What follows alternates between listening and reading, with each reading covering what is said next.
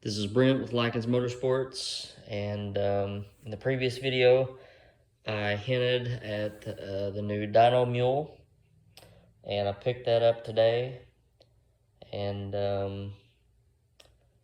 see if you guys can get an idea of what this is.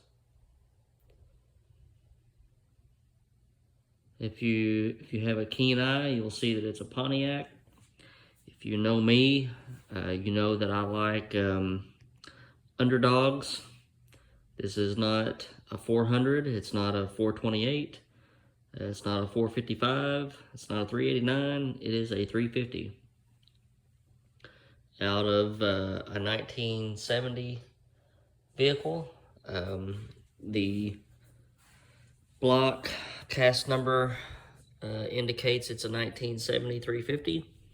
And from the best that I can see, I know that this is a 1. This kind of looks like a 1. So I think these are number 11 heads, which makes sense since it's a 1970 block.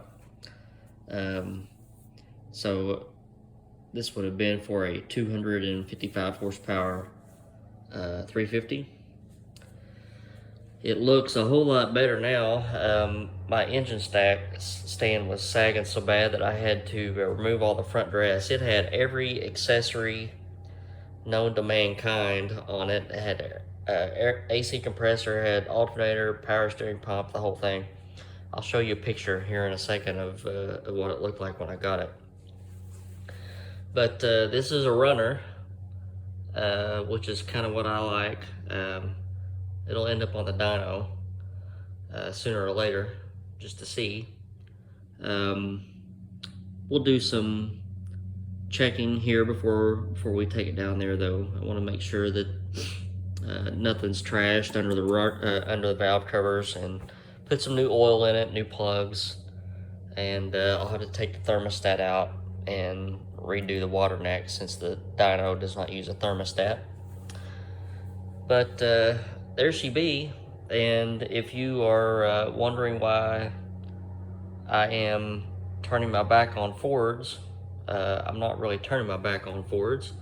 I'm a Ford builder, but I've also always had kind of a, I don't know if I would say a soft spot, but I always liked the Pontiacs for some reason. You never really hear anybody say anything bad about Pontiacs. You know, Chevy guys will trash talk Ford guys, and Ford guys will trash talk Chevy guys, but pretty much everybody respects the Pontiac. And it is more of a niche engine, which I kind of like. I'm not into the cookie cutter GM stuff. So I'm gonna play with this one. I've built the total of 3 Pontiacs in my life, and one was a short block that I did for a customer, and another one was a 406 that I did for myself several years ago. And it had some really nice ported Edelbrock heads and a Victor intake and a solid roller, and the crank cracked in the fillet on the first pull, and it was 600 horsepower on the first lick, but the crank didn't make it. So if you also know me, you know that I kind of get turned against engines when things like that happen. So it got parted out. The third Pontiac was a 434 using a scat steel crank, and it had some Kaufman high ports and a really small hydraulic roller. It was one of my customs, but the 50,000th duration was 229. And with a Performer RPM intake, and I think it was around 10.5, 10.6 to 1, that engine made 600 horsepower at 6,000 RPM.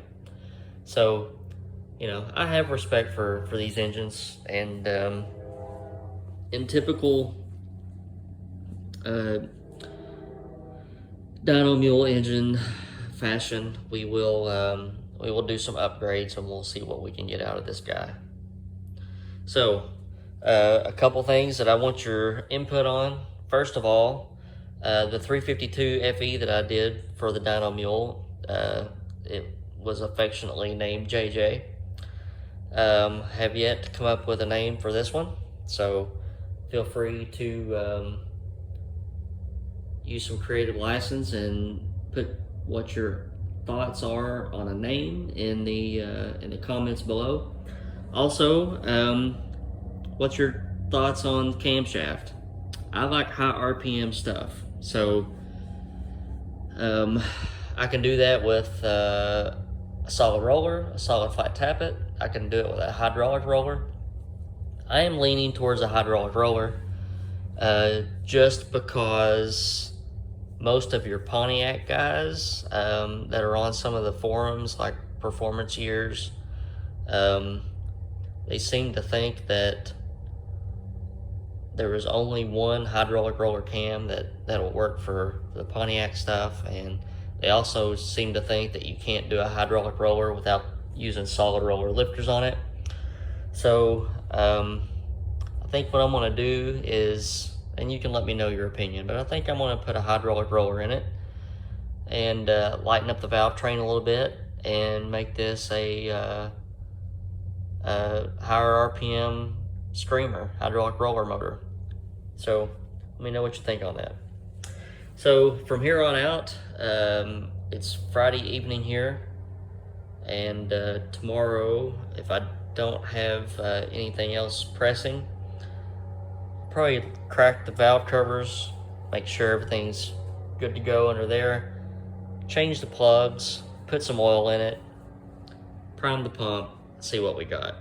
So I'm gonna call it a night, and tomorrow we will resume filming. So before I end, let me make one more comment. This is another reason why I'm a little bit of a Pontiac fan. So this side, look how it sits further forward than this side. Typically on your Chevrolet engines, this side is closer to you.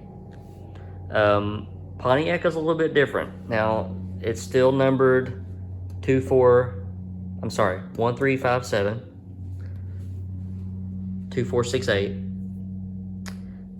So this is your number one cylinder, but this is your front cylinder. So when you hang pistons on rods, the chamfer on the rod always goes to the right hand side, like a Ford. Chevrolet goes to the left side. So that's a neat little tidbit of information. Also, firing order is typical GM firing order 184366572, but it is counterclockwise like a Ford. So a couple interesting little tidbits of information there.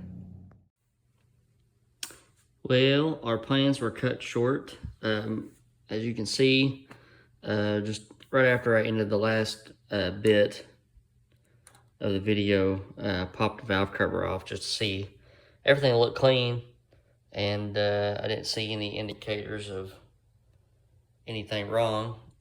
Distributor cap, all the plugs, I mean, they're not horrible. I've seen a whole lot worse, but went ahead and pulled both valve covers and looked around.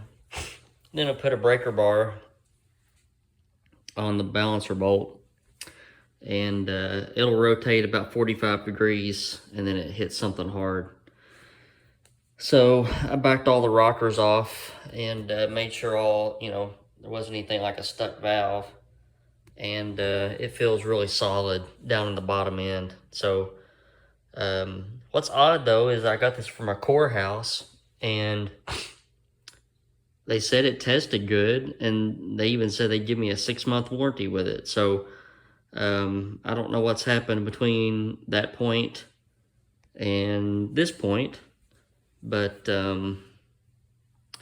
it's not going to be able to be dynoed, which kind of knocks the wind out of my sails right now. So I'm going to do some figuring and think about what plan of action is, but all the questions I asked are still valid. So, put some stuff down in the comments below and let me know what you think. All right, guys, have a good weekend, and I'll see you next week. Maybe this is all the Ford engines trying to tell me something. Like, hey, you don't need to be don't need to be messing with GM products. I don't know. We'll see. Have a good weekend.